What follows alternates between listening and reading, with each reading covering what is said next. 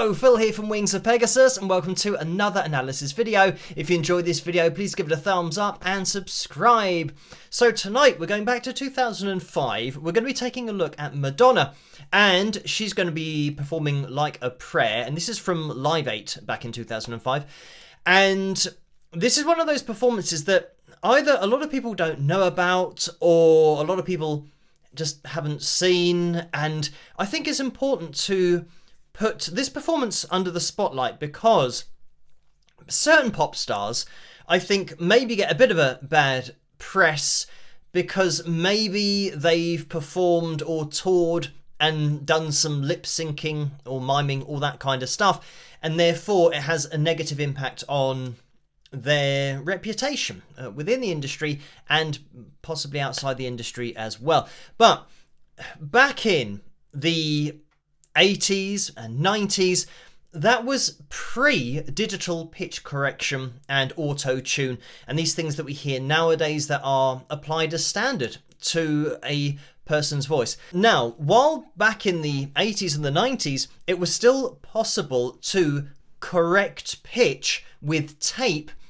it was a lot more difficult, which meant that you needed people to be able to, first of all, sing in the studio, but be accurate pitch-wise, as is possible now with digital pitch correction. You can take any part of a vocal phrase or the audio and shift it and actually slice it up and move it up and down. It's just a totally different ball game now.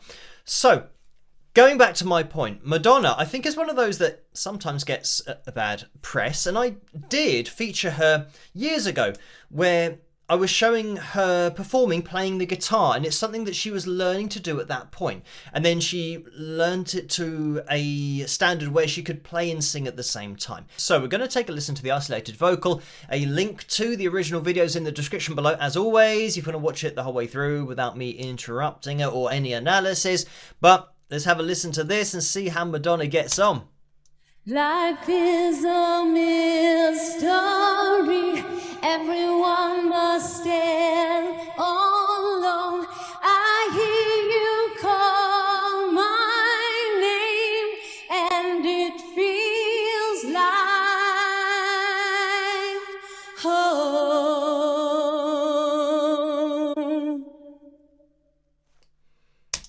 And just as a start to the performance, I don't think anybody would say that that was not representative of the song that she released, that she performed in the studio. This is a fully live performance, and you know, she's got a choir there in the background as well. So this is fully live, and that was so accurate to how it sounds. And when I say how it sounds, how it was released.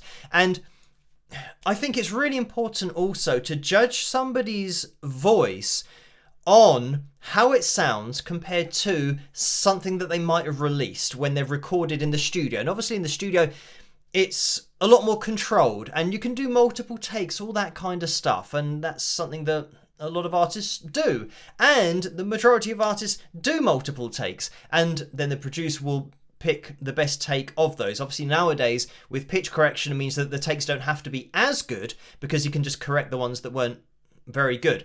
But getting back to my point of recording in the 80s and the 90s, when you've got a vocalist who can do it like this live, obviously it's not going to need a lot of editing in the studio. So the pop stars of the 80s and the 90s, I think, all had to get the vocal close enough that it didn't need a lot of editing through, you know, speeding up and slowing down tape, because it took a very long time, and time is money in the music industry. Now that that's been ruled out, obviously things can be corrected very quickly, and you only really need one take of a vocal and you can just go through correcting the bits that aren't quite right. So yes, this vocal, you can hear that Madonna has the ability to absolutely sing this live and for it to be a true representation of the original record. And that's a huge part of it. That is what artistry is. And it doesn't matter what the vocal ability of the artist is, or even what somebody's opinion of it is. as long as it represents the original recording in the studio, then the artist has done their job, because that's their voice, that's their sound, and it's up to people whether they like it or not. But you can't say about an artist, oh, you're not very good because you sound exactly like you sounded in the studio. I know that people will say, oh, her technique isn't, really good on this particular aspect of her singing and that aspect of her singing. When maybe comparing it to a classically trained singer. A classically trained singer is working at perfecting their voice. That is their life mission, in order to just make it as good as they can make it. And that's why a classically trained voice sounds the way it does. It's just in a totally different bracket. But when you go down the route of artistry, like a classically trained singer isn't, learning to play the guitar, maybe learning to play multiple instruments and writing songs and, touring, maybe getting a band together, all of that kind of stuff. So yeah, different bracket there. But for an artist who is writing songs and recording songs, they might be working at their singing, but their focus is to get their artistry down in the studio and to put out their message in their songs. So it's very much a different focus. And this is why with that artistry, you'll get so many different voices, and Madonna's voice is so unique. When we're looking at her voice, and again, because this is a natural vocal, you'll see that we aren't going to be, over these lines, covering A440, standard pitch equal temperament. And here you'll see below the line here, below the line here, below, and then we just go up here. We're pretty much over the line here. But when you're listening to it, of course, we don't judge vocals by looking at a graph, or at least the audience doesn't. When you're listening to a great singer, you don't judge it by looking at these lines. Of course, unfortunately, now vocals are being judged by looking at them in the mainstream industry, because it's an industry standard to move these to these lines. So you've got to be looking at them to know where the lines are. So yeah, but that's a whole nother story. So as we move on, you'll see this kind of thing where, she is bang on with her pitch. And even here we drifted a little bit sharp, but it's a natural voice. Then as you come through here, I just want you to listen to Madonna's vibrato.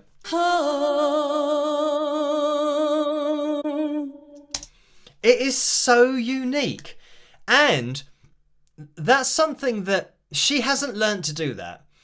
And if you were trying to learn to do this, it's going to be really difficult. So if we go back to the previous held note.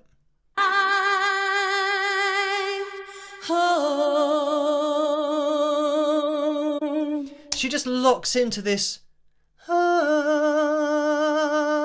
And it's a little bit like that, where look at the way that we're not only drifting in pitch, which is to be expected with a natural voice, but the way that sometimes, like here, we're covering a lot shorter pitch, like in terms of the note that is being covered. We are covering less pitch just for that fraction of a second. Then we go wider, and then at the end, again, a little kind of tail off. But the inconsistency of Madonna's vibrato is what makes her unique. And it's something that you would not learn to do. If you're going back to classically trained singers, they would not, and you'll never hear a classically trained singer sing with a vibrato that is erratic and doesn't have an even frequency to it. It'll always be na. You'll almost be able to click your fingers to the peaks of the ah,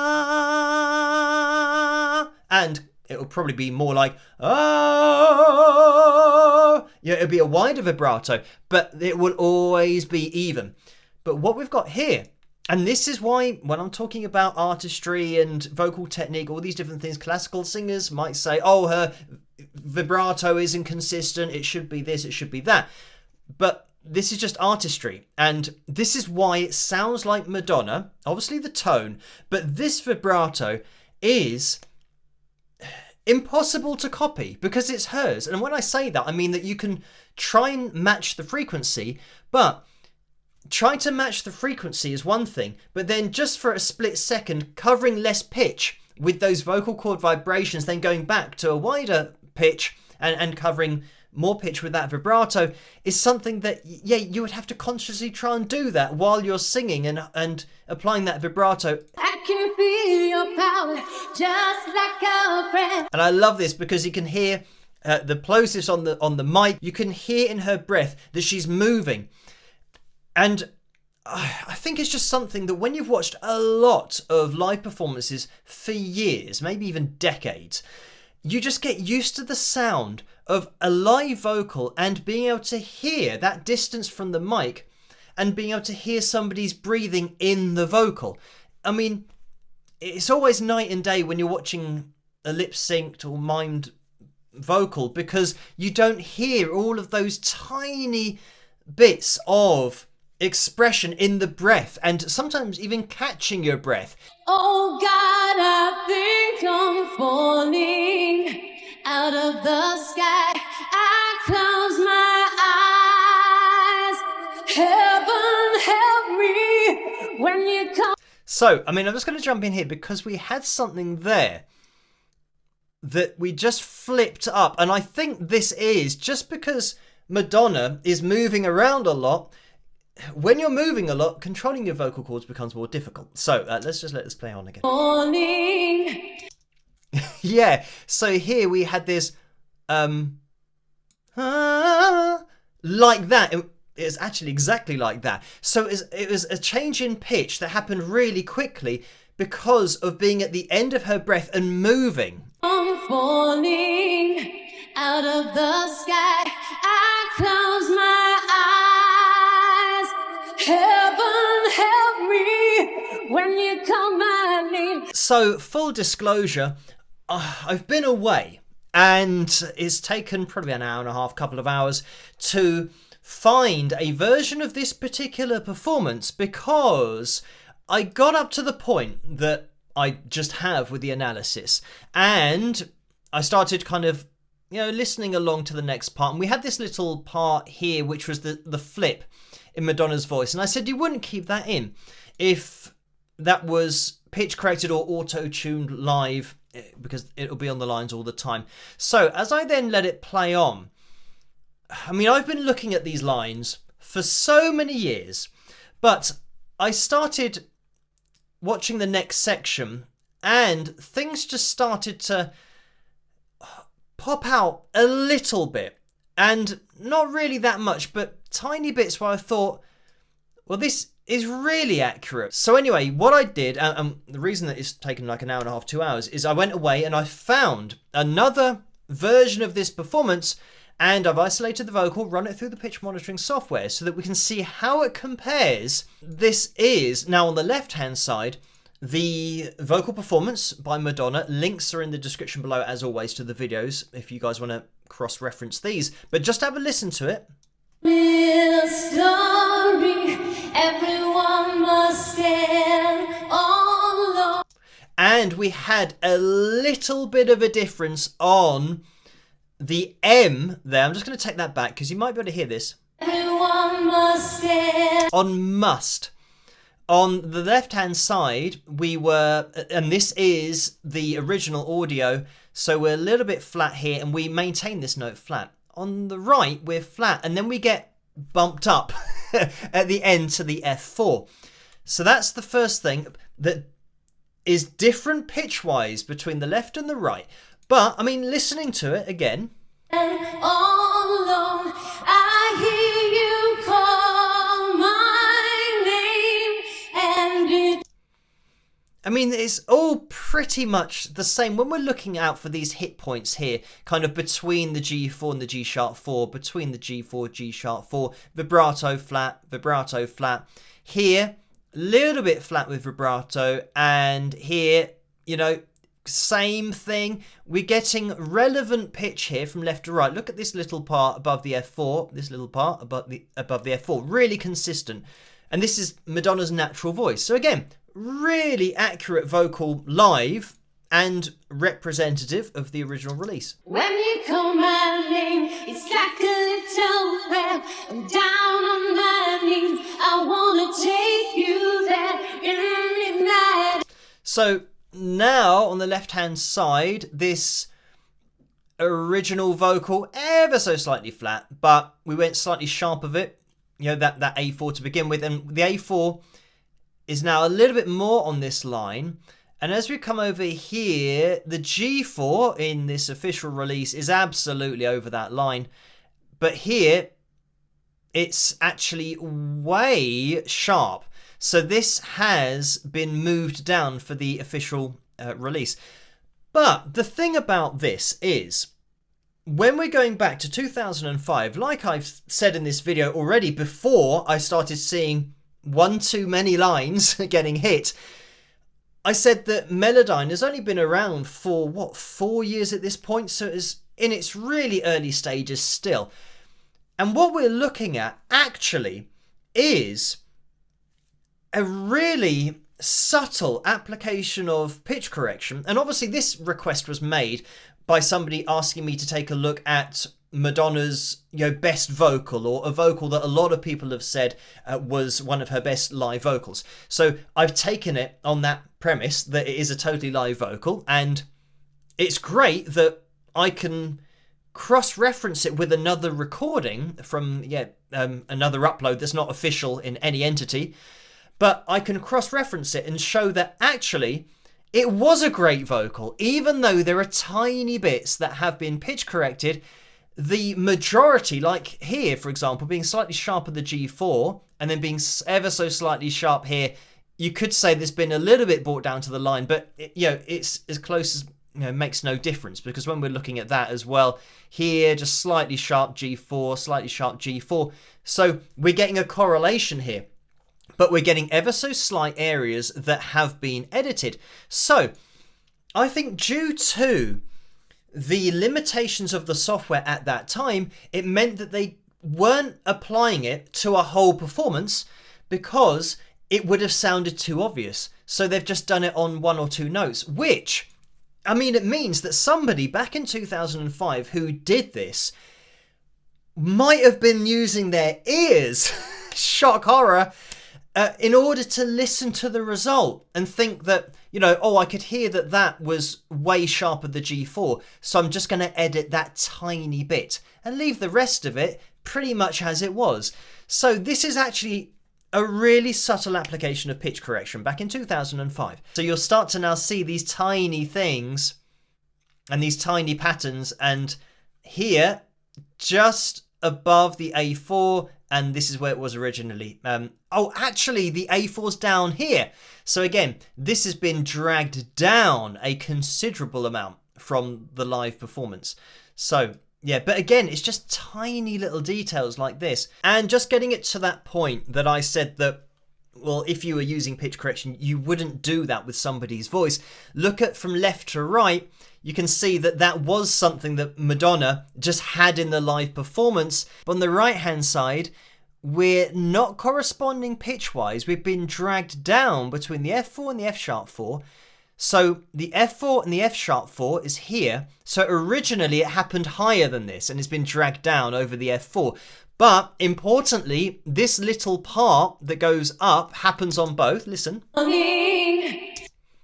But on the original, it was just, I guess a little bit too sharp. Again, you wouldn't, it just backs up what I said. You wouldn't put this in if you were pitch correcting it. And what they've done is they haven't tried to change this in any way other than grabbing the whole thing and shifting it down, because this was too sharp, too high, therefore, apparently. I think it still sounded all right, but it's been moved down. When somebody goes in and edits a human voice and calibrates it to A440 standard pitch equal temperament, it is night and day. You can start to see that sequence of events that started happening. And if we go back to the beginning, you can see how we are correlating here from left to right. So everything at the beginning, here being slightly flat and slightly flat, and here being flat and being flat, everything's correlating. So it's sounding natural and it's sounding, it is the original vocal. It sounded great. Just moving on, and again, Here's C sharp 5, quite sharp, C sharp 5, quite sharp, and this little peak over the C sharp 5, peak over the C sharp 5. So we're getting a lot of correlation here. So, I mean, we could say that this E4, as it should have been, here was kind of between the lines, and then we've been moved up to the lines here. So that's a little bit more of an obvious application, but kind of let's go right to the end. And this is the last note. So yeah, I mean, the thing to look out for here, I mean, this already sounded fine. It is absolutely fine. The only thing that they've done with it is kind of move it up a little bit higher. And you'll see here how, if you're focusing on the D4, we have a peak here that comes above the line, another one that comes above the line, but throughout this first section, there's nothing really that's popping over the D4, but then the D4 here, we're above, we're above, we're above, we're above, we're above, we're above. So we're getting the peaks are all now happening above the line because the whole thing's been shifted up. I would say that this is obviously an early application of pitch correction, but it doesn't detract from the performance. I don't think anybody listening to this, because it is so subtle, nobody listening to that would go, oh, that's been ruined by pitch correction. It just kicked in a little bit later on. So you have these tiny variations, but even still, if you're looking from left to right, all they've done really is kind of smooth that out. We stop at a G sharp 4 momentarily, which we shouldn't do because the slide wasn't smooth. So then when we bring in, and we are looking in a lot of detail now, when we're looking at that slide down here, the pitch corrected one, they've kind of taken that kink out.